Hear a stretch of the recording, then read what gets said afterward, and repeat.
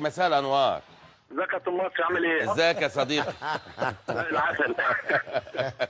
تحيات كباتنك الكبار. طبعا سلمنا على الكابتن مجدي والكابتن حبيبي يا عمور، مبروك. كابتن ابراهيم يوسف. بلعب في الجول ولا لا تاني؟ طيب يا عمرو الاول الكابتن ابراهيم يوسف اللي موجود. الكابتن ابراهيم اهلا جال. مبروك يا عمرو.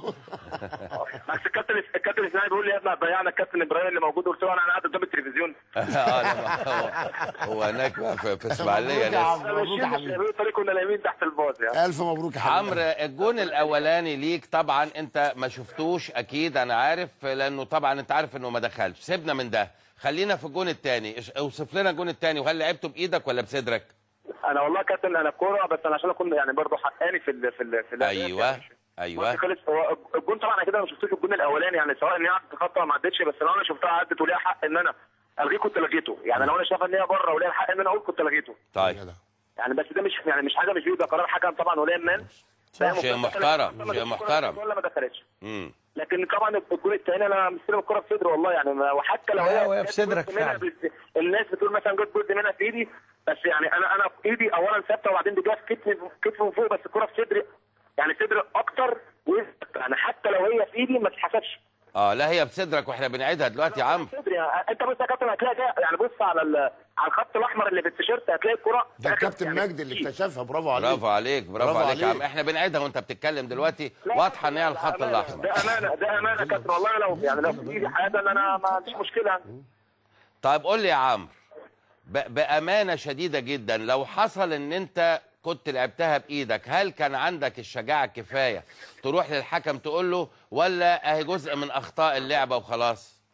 لا يا كابتن، انا قلت لحضرتك على الجون الاولاني اللي هم بيقولوا عدت الخط او ما عدتش الخط، بقول لك انا لو في امكاني، لو انا شايف الكوره 100% وقانونا ان انا هتسال، يعني يجي الحكم يستنى ما يروحش يسال لاين مان. اقول لك الكوره، يعني هقول له الكوره دي بره، لو هي بره، لو جون اقول له جون، لو انا قررت نفسي او ان انا ليا الملكه او ليا حق ان انا اقول دي بره او جون، يعني ده امانه. بس انت عموما من زاويتك يا عمرو ما تشوفهاش دخلت ولا لا.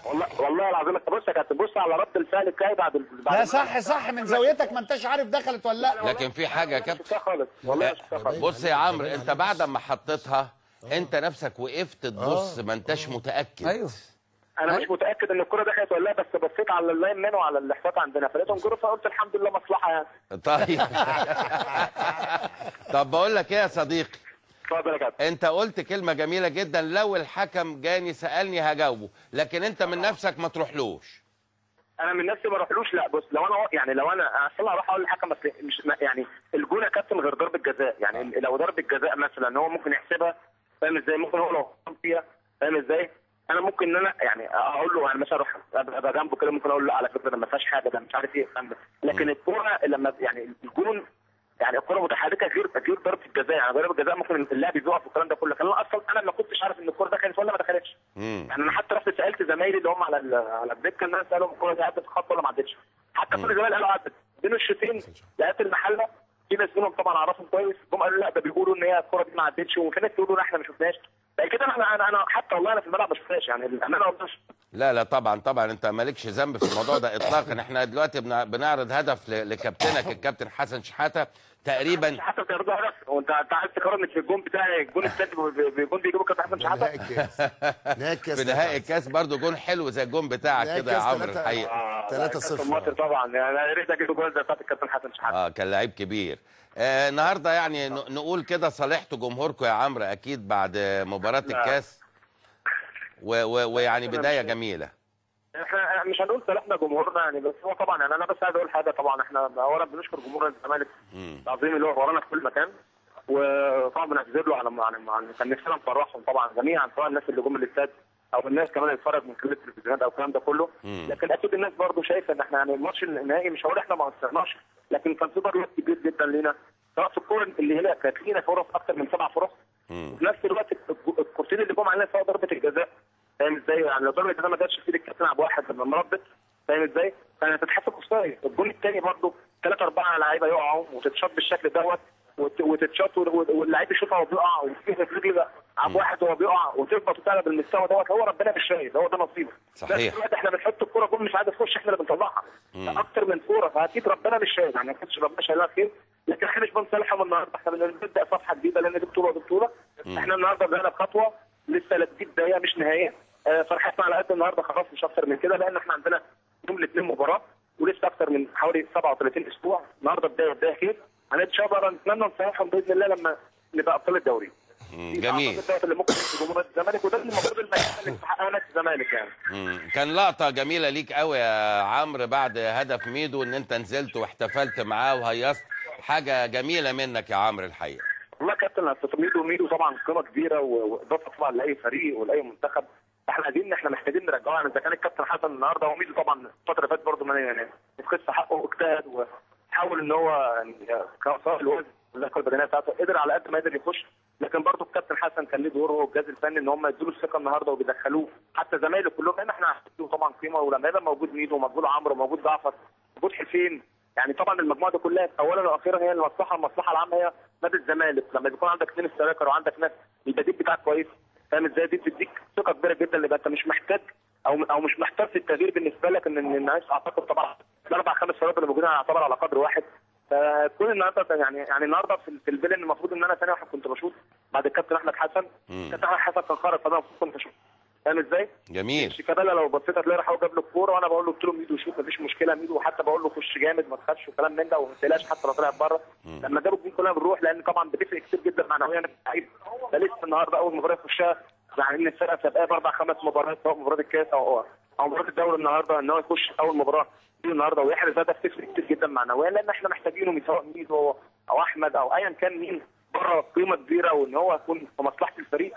اكيد نتمنى هو يخش، وطبعا ميدو ربنا يكرمه ان شاء الله يدخل النهارده. عندنا مكاسب برضه، مش حسين ياسر النهارده مكسب النهارده لما سين حمدي اكيد طبعا، لان طبعا لعيب لسه جاي طبعا الموسم دوت. هو لعيب طبعا قيمه كويسه ولاعيب كويس، كان هداف فريقه.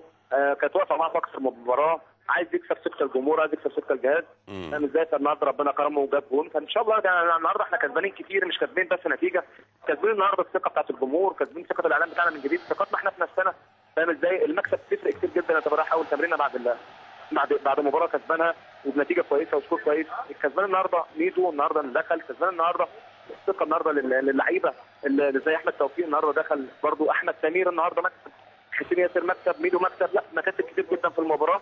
المكسب مش 3 بونت ولا المكسب النهارده نتيجه كبيره، والمكسب في لعيبه كتير دخلت، ودوت اهم، لان احنا عندنا مرحله اللي جايه ان شاء الله تبقى مرحله اقوى واصعب، لان كل مباراه تبقى اصعب من الثانيه. مفيش فرقه سهله النهارده ولا فرقه صغيره. شفنا النهارده الجونه مع الاسماعيلي، يعني ما حدش يتوقع. صحيح. ده الكوره لازم نعترف بيها، الكوره مفيش صغير مفيش كبير، كله بيلعب من اجل 3 بونت. اخيرا يا عمرو، هل رزاق اتمرن معاكم اي تمرين انت شفته في الملعب ولا لسه ما اتمرنش خالص؟ لا والله هو رزاق كان معانا لغايه اخر تمرينتين. تمرين سواء كانت في نادي الزمالك، كان تمرين قبل ما نيجي، وبعد كده كان تمرين مرتنا في الاسماعيليه. هو ما جاش التمرين اللي هناك، فقلنا يطلع مكتب الكابتن اسماعيل استبعده تقريبا او الكلام ده كله. ما اتمرنش معاه هو، يعني شفته فنيا يا عمرو شويه ولا ما بانش لسه بالنسبه لك؟ لا ما اقدرش احكم عليه فنيا طبعا لعيب كويس، يعني هو لعيب كويس بيتمنى يكسب فريقه وجاي من فريق برضه